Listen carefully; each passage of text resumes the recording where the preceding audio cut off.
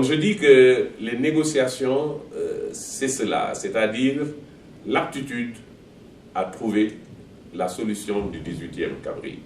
C'est l'aptitude à comprendre ceux avec qui vous négociez, l'aptitude à rester fidèle au mandat qui vous est confié. Et dans ce sens, véritablement, je dois dire que l'Association internationale des interprètes de conférences compte beaucoup de ressources en elle-même. C'est ce qui nous a permis de négocier avec plusieurs organisations internationales. Peut-être devrais-je dire que l'Association internationale des interprètes de conférences négocie et signe des accords avec toutes les grandes organisations internationales du monde, notamment les organisations des Nations Unies, l'Union européenne et autres. Mon expérience en matière de formation d'interprètes en Afrique, d'interprètes de conférences en Afrique. Nous avons travaillé dans le cadre du PAMSIT pour former des interprètes de conférences en Afrique. Il y a les universités de Buea, de Dakar, de Legon, d'Alexandrie, de Maputo, qui sont impliqués dans ce programme. Et nous sommes fiers d'avoir contribué à former la relève en matière d'interprètes de conférences.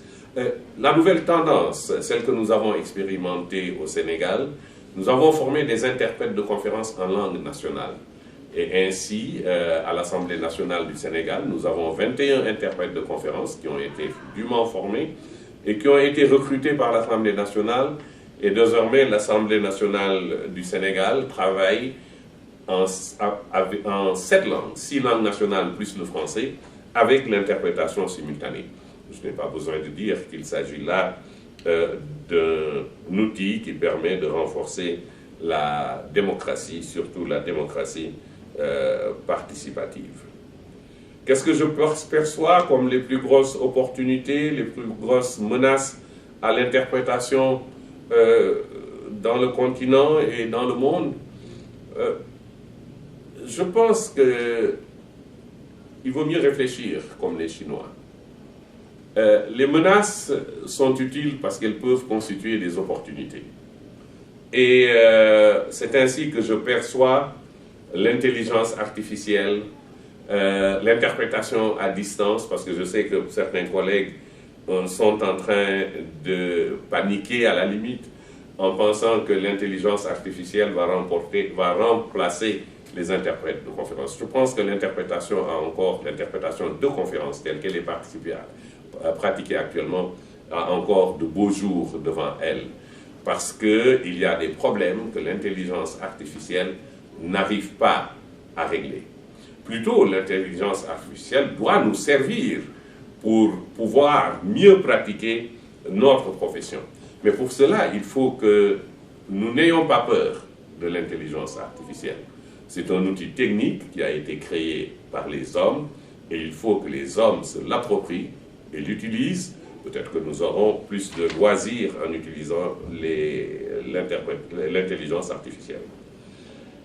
Est-ce que la profession a progressé à la vitesse que nous voulons sur le continent africain? Oui, je pense que l'interprétation de conférences a beaucoup progressé.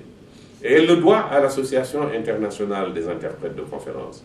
Parce que c'est l'Association internationale qui a défini les normes de la profession.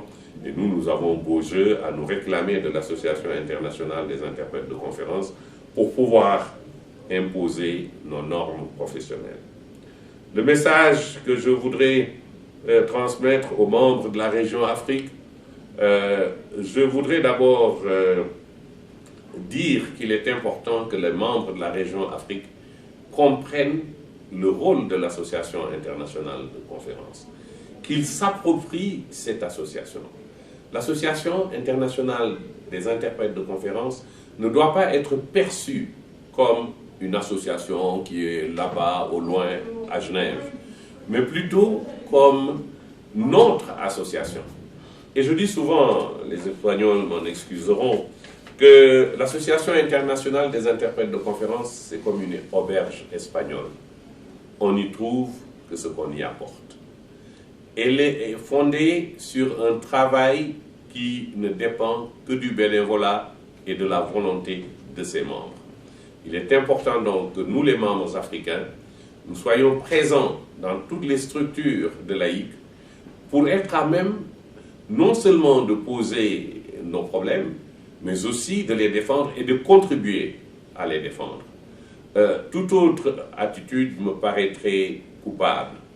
Et sur ce, je vais peut-être conclure sur cette question en disant que j'en appelle à tous les interprètes de conférences, membres de l'AIC, de la région Afrique.